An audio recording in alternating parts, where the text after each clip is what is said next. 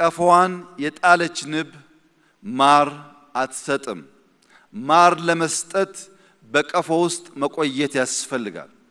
ይህ 4000 ስብስብ መልካም ነገር መስጠት የሚቻለው በዚህ ጉባኤ አዳራሽ ውስጥ ሐሳቡን ልቡን ሰብስቦ ሌላኛውን ወገን ማድመጥ ሲችል ነው እንጂ ማታ ማታ እየወጣ ፌስቡክ የሚያይ ከሆነ ማታ ማታ እየወጣ ምክር የሚያደምጥ ከሆነ ማታ ማታ እየወጣ ይህንን አውድ ያልተገነዘቡ ሰዎች መልእክት የሚጭኑበት ከሆነ ያንብ ማር አይሰጥም።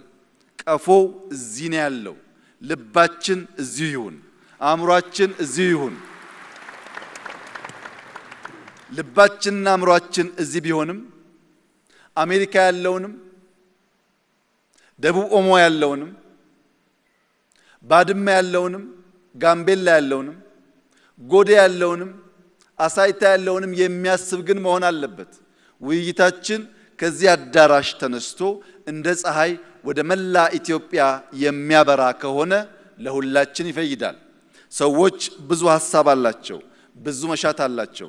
ቅድም እንደተባለው ግን ምክክር፣ ውይይት፣ ማድመጥ አይፈልጉም፣ ማዘዝ ይፈልጋሉ። ያን ላለፉት 100 ዓመታት አየነው።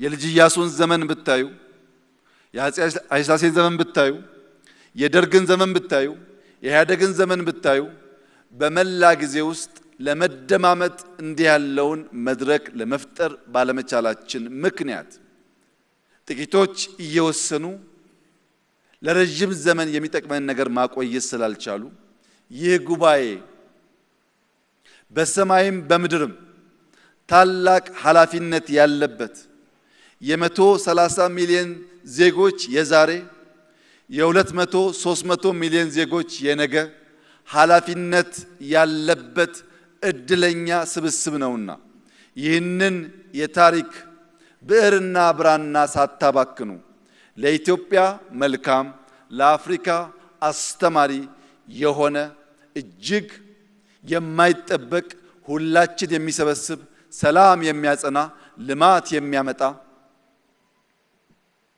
ለእያንዳንዳችሁ እርካታን የሚያጎናጽፍ ለመላው ኢትዮጵያውያን እረፍት የሚሰጥ ውጤት እንድታመጡ በታላቅ ትህትና አደራ ልላችሁ ፈልጋለሁ።